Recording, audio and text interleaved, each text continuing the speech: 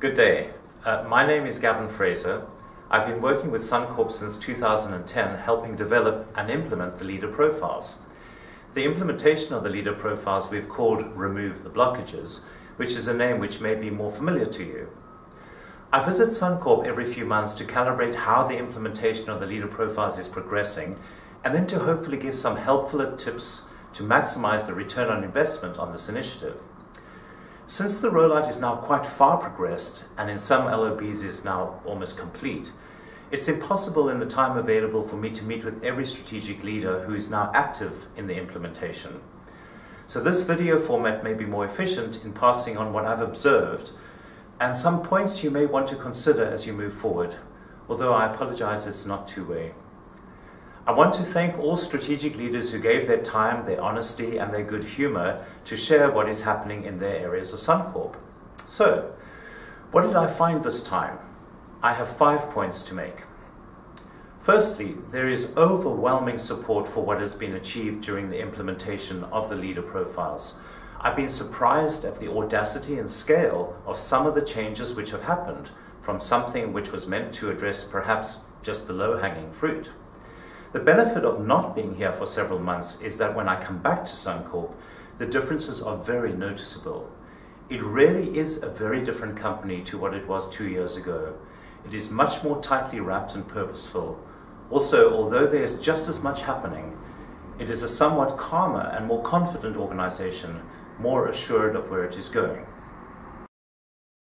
Secondly, for many strategic leaders, there's still a bit of confusion between implementing the leader profiles on the one hand and remove the blockages, these events, on the other. How are they connected? I just want to clear up the issue up front. There are many ways to implement new leadership behaviors, from, for example, dismissing current leaders and hiring new ones that are a better fit with the leader profile. Training existing leaders in another approach, which can be very expensive and may or may not translate into measurable benefits in the workplace, is another way. A further way is to deliberately demand almost the impossible of leaders and see who sinks and swims, an approach very popular in some countries. Now, the approach in Suncorp has been to make the implementation pay for itself and achieve a switch to the new profiles rapidly. This is by using the Remove the Blockages approach. The small investment of 2 hours of a business leader with their first-line leaders and the 4-hour event of the first-line leader with their team has generated significant benefits, not only in increased engagement, but also customer service and efficiency improvements. Many of you are now seeing that the Remove the Blockages approach is not an end in itself. It was the Trojan horse, if you like, for implementing the leader profiles. By expecting a leader to respond to issues the team raised and to initiate a problem-solving dialogue with the team and to measure results of their actions was the easy first step in moving the leader to raise their game and live the new leader profile. All over Suncorp, the first green shoots of leaders working on their businesses are being seen. No longer are leaders going through the motions of preserving the status quo. Now, there are 2 phases to the implementation using the Remove the Blockages method, which bleed into each other. The first is the leader awakening to the fact that the status quo is no longer tenable. Reading the leader profiles is enough for the talented leaders to get moving, but the bulk of leaders need the issues that they need to take action on teed up by their team. I'll be honest that this phase is not meant to create major business breakthroughs, although some long-standing frustrations have been resolved. Once again, I'm impressed at actually what Suncorp has done even during this initial phase of implementing the profiles. Anyway, once the leader starts taking this action, they develop the kinds of leader behaviors which are the hallmark of the future leader profile. Once they exhaust the first actions from the event with the team, which usually takes a couple of months since we advise proceeding with just one issue at a time, then they switch their attention to their KPIs, their targets, their SLAs, their KRAs, whatever they call them, and start stretching the team to perform at ever higher levels. So this is how the one phase bleeds into the other. They use the new habits that they've learned in removing the blockages to start working on rather than working in their businesses. My third finding is that I've come across two responses to the implementation. About 30% of the team saw this as a project which had a beginning and an end. They and their teams got through their action list, and there's no doubt that engagement went up and some real wins were achieved in customer service and in efficiency. Then these teams kind of stopped changing at this point and plateaued, but at a higher level than they were before. What has helped these leaders is when I have joined the dots between the remove the blockages for our event and their subsequent actions and the leader profile, then the penny drops that it was always about them as leaders and raising their game rather than some kind of low-level re-engineering or Six Sigma project. They then realized that this was just the start of them using the skills they were building in the remove the blockages process to apply this to their real business goals. The other 70% have moved on to some path of continuous improvement, although they have had an aha moment when I have linked their new actions and the behaviors on the blue future line on the leader profile.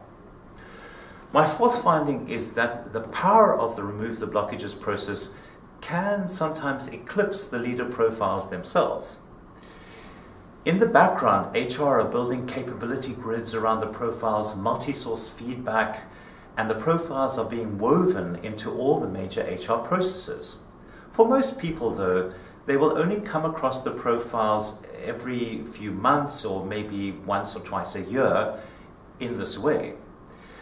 This is not going to be enough to entrench these new helpful behaviors. If the one-on-ones you have with your business leaders do not include asking them what they are doing on their leader profile, a real opportunity is lost. Also, it's unlikely without you role modeling this to them that they will be very good at doing this with their first-line leaders. You kind of can't expect them to do something for the first-line leaders that they don't see you doing for them. So, to embed the profiles, the first thing is to weave them very naturally into your discussions with your business leaders. Ask them what they're working on and what successes they are having and whether they need any advice from you. Just the fact that you are interested in them in this way as a kind of coach will have a great impact. Secondly, we are encouraging people to print and stick their profiles up on their desks or in their offices or on their boxes if they are hot desking. My fifth and final finding concerns the question, what of the strategic leader profile? The following is what I've observed and heard from you, as well as what I've heard from the business leaders. There is no doubt that the strategic leaders have developed a real strength in enhancing their impact on the people they lead. They are strong examples of where strategic leaders have empowered and placed great trust in the business leaders and given them headroom to contribute to some of the most important decisions a business has to make. However, this strength in having the appropriate impact on people needs to be complemented by having a strong suit in other things, like developing strategy, understanding markets, and facing off against competition, in working in a world where partnering is as important as the impact you have on your people, and where managing costs and capital rigorously are as important again as the impact you have on your people.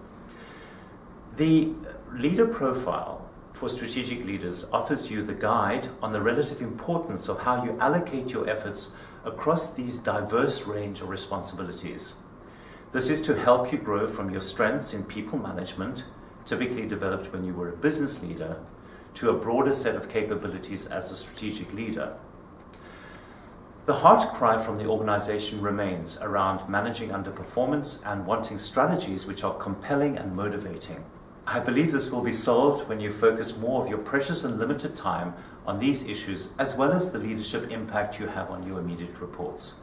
This is not to say that there are not parts of the organization which have made significant strides in this direction.